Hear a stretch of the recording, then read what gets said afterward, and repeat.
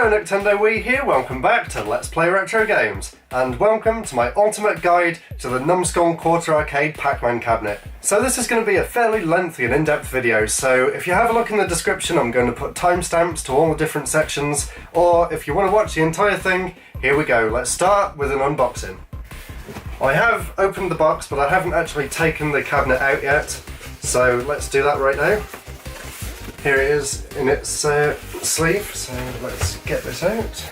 There we go. So even though it's called a mini arcade cabinet, you can actually see it's fairly big, and it actually has a handle on the top as well, so you can pick it up like this. We have a picture of a cabinet and some of the details at the top, and a look at the coin that comes in the box as well. And on this side, you can see there at the top it says Collector's Edition, and it's got a really nice Pac-Man graphic on all different sides. So it's a pretty cool thing to display as well.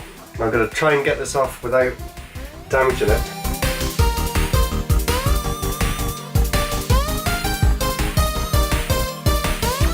Right, there we go. So the first thing that we have inside the box here is this certificate of authenticity. So it says there I got number 1348. There we go. So that's really cool to have, and they've printed it on really nice paper as well. Also in here we have a very small little piece of cardboard that says there's a user guide available on their website. And we also have cables for charging. And the other main thing that's not the system, this Collector's Edition coin here. There we go, so I'll take that out of the box now. Looks really nice. It says Quarter Arcades Pac-Man 1980. Not for sale, Numskull Designs. So it's got Numskull's logo on the back.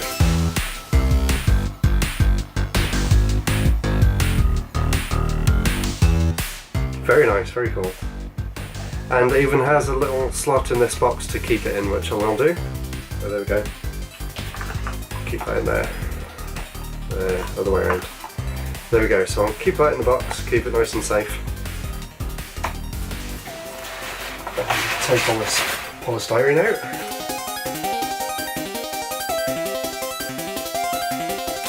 There we go, there it is.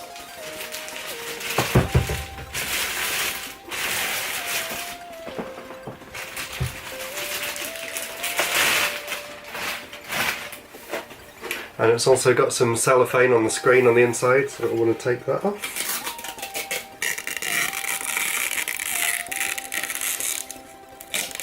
Always very satisfying to do that. So here it is. It's fairly weighty actually. The whole thing I think is made of wood.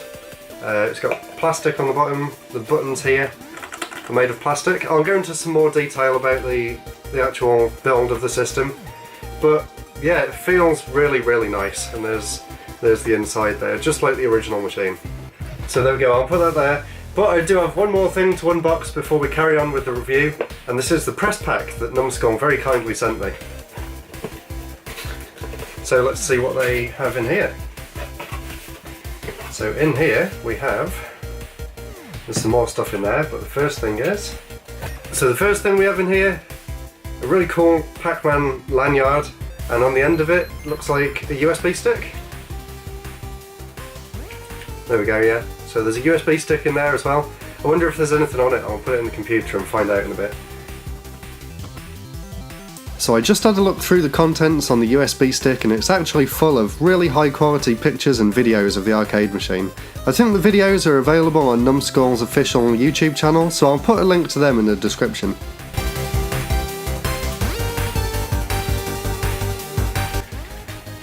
And we've also got this really nice set of pin badges in a mini Pac-Man machine. So just for size comparison, there you go. So I'll take these out and have a look.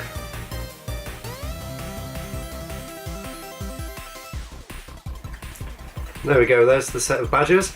I think I've seen these available in game, so if you do want to pick some of these up you can get them from game, I think. I'll put a link in the description, and I'll also put a link to the system itself as well. And we also have this really cool Pac-Man sports bag as well, so that's really awesome. Very happy to have all this extra stuff, so thank you so much. So I guess the next thing now is to get it plugged in and charged. There we go, so in case you didn't see that, the USB port is down there on the bottom, next to the power switch and the volume adjuster.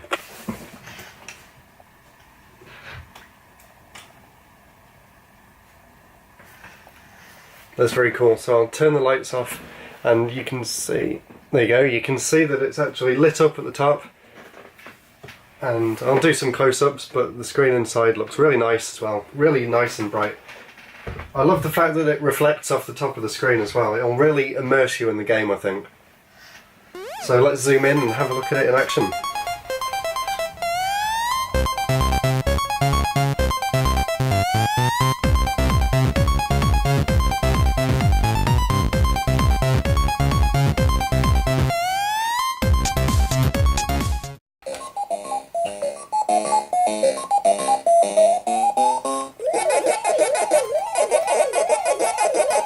So if you've never played Pac-Man before, the idea of the game was really simple.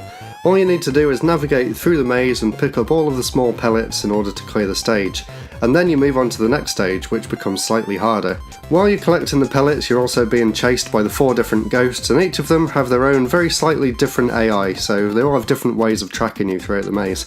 You can fight back by picking up the bigger pellet, and then you can actually eat the ghosts when they turn blue, and they go back into the middle of the stage, and you also get some extra points for doing that. So this was actually one of the very first games that actually has a sort of introduction screen.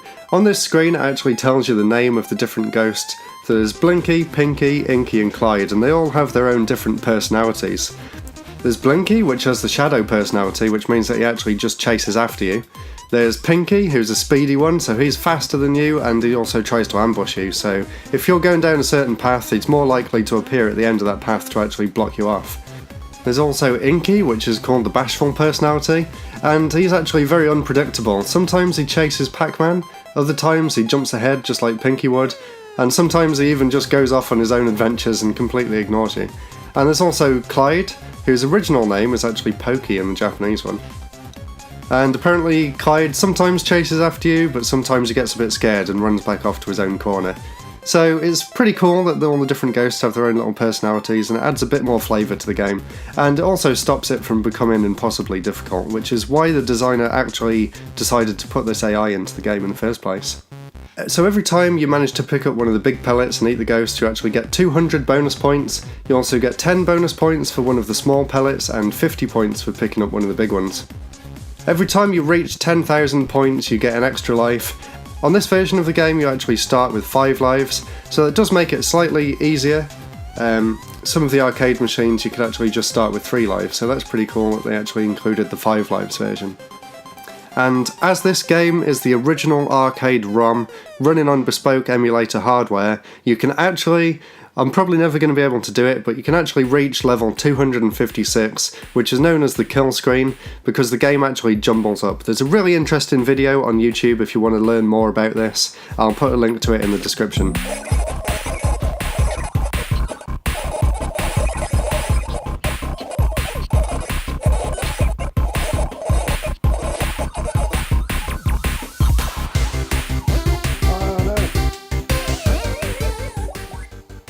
So my first impressions are that it's very, very good indeed. Of course, if you've played Pac-Man before, you know exactly what to expect, and it actually plays really, really well on this system. You would think that having such a small little joystick might make it difficult, but really, it's not that bad at all. It's actually really easy to control. The screen itself is really nice, really crisp and clear as well. One of the things I was worried about was the fact that it's an LCD screen, so it's not quite as nice as you'd get in the arcades on an actual CRT monitor. But when you're actually looking at it, it's not that bad. It actually looks really nice. They've got the resolution spot on, which is the main thing. So now let's take a look at the actual cabinet in a bit more detail.